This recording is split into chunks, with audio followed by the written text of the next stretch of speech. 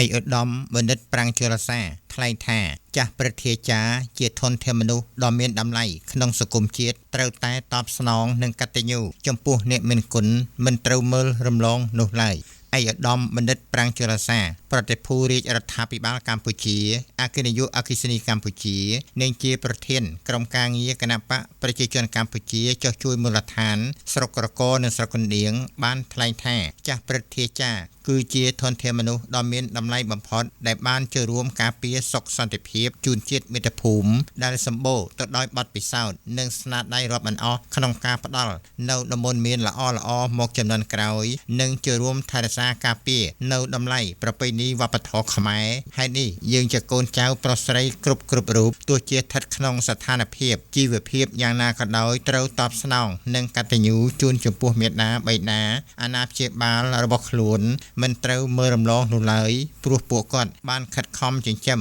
បីបាច់រក្សាយើងតាំងពីតូចរហូតមកដល់សព្វថ្ងៃឯកឧត្តមបណ្ឌិតប្រាំងជលសាប្រតិភូរាជរដ្ឋាភិបាលកម្ពុជាអគ្គនាយកអគ្គិសនីកម្ពុជានិងជាប្រធានក្រុមការងារគណៈបកប្រជាជនកម្ពុជាចុះជួយមូលដ្ឋានស្រុកក្រកនិងស្រុកកណ្ដៀងបានថ្លែងបែបនេះនាពេលថ្មីនេះនៅក្នុងឱកាសបុណ្យកតញ្ញូជាលក្ខណៈប្រមូលផ្ដុំក្នុងពេលតែមួយជូនចំពោះលោកតាលោកយាយដែលមានអាយុចាប់ពី65ឆ្នាំឡើង1500នាក់ចំនួន2ទីតាំងនៅវត្តសវណ្ណមយុរាហៅវត្តកាងានដែលមានលោកតាលោកយាយនៅក្នុងឃុំស្វាយលួងស្រុកកណ្ដៀងចំនួន500នាក់និងនៅវត្តពុទ្ធរាំងសីហៅវត្តពុទ្រាមលោកតាលោកយាយចំនួន1000នាក់មកពីឃុំអូសណ្ដាននិងឃុំកំពង់ពោធិ៍ស្រុកក្រក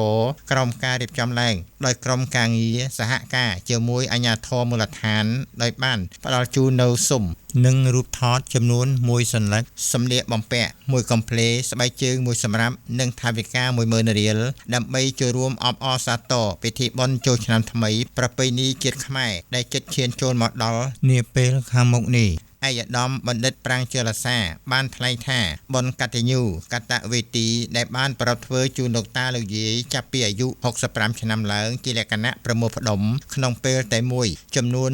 1500នាក់ដែលអញ្ជើញមកពីឃុំស្វាយលួងស្រុកកណ្ដៀងនិងឃុំកំពង់ពោធិ៍និងឃុំអូសណ្ដានស្រុកក្រក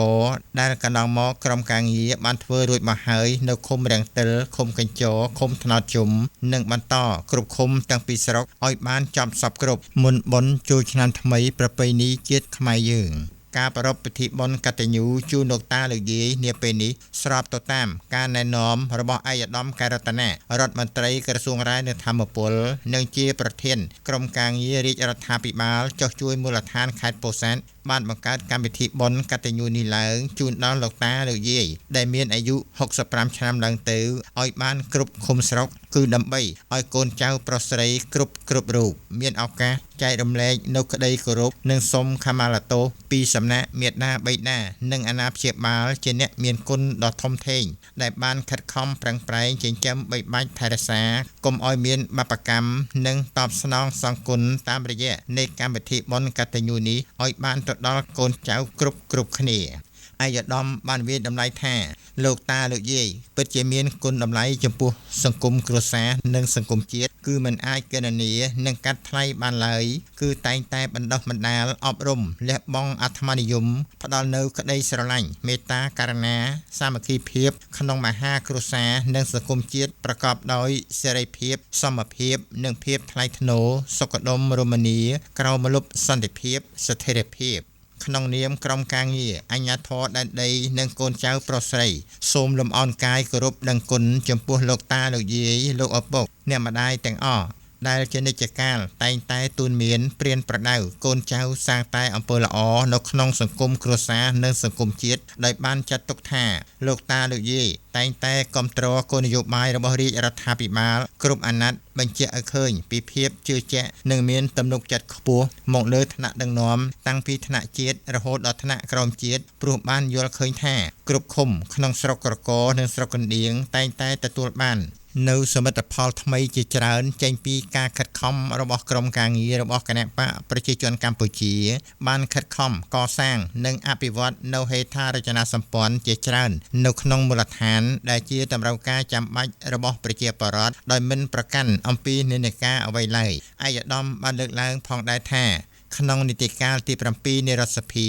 រាជរដ្ឋាភិបាលដឹកនាំដោយសម្ដេចមហាបបរធិបតីហ៊ុនម៉ាណែតនាយករដ្ឋមន្ត្រីកម្ពុជាដោយឈលលើទស្សនៈនិងចក្ខុវិស័យវែងឆ្ងាយនិងការកែតម្រង់ស៊ីជម្រៅក្នុងការស្ដារកសាងលើកកម្ពស់ហេដ្ឋារចនាសម្ព័ន្ធជាតិសំខាន់ជាពិសេសនាពេលថ្មីនេះបានបើកការដ្ឋានព្រះជ័យហ្វូណាន់តេជោដែលជាចំណងដៃប្រវត្តិសាស្ត្រមិនអាចកាត់ថ្លៃបានព្រមទាំងដាក់ចេញនៅយុទ្ធសាស្ត្របញ្ញកោណដំណាក់កាលទី1កំណត់យកអាទិភាពគន្លឹះចំនួន5មនុស្សផ្លូវទឹកភ្លើងនិងបច្ចេកវិទ្យាប្រកបដោយសមត្ថភាពខ្ពស់ខ្លាំងវៃឆ្លាតស្អាតស្អំនិងភាពជឿជាក់នៅក្នុងឱកាសនោះលោកតាលោកយាយមានសេចក្តីសោមនស្សរីករាយនិងសូមថ្លែងអំណរគុណចំពោះឯកឧត្តមបណ្ឌិតប្រាំងជលសាប្រតិភូរាជរដ្ឋាភិបាលអគ្គនាយកអគ្គិសនីកម្ពុជាប្រធានក្រុមការងារគណៈបកប្រជាជនកម្ពុជាចុះមូលដ្ឋានស្រុកក្រកស្រុកកណ្ដៀងនិងសហការី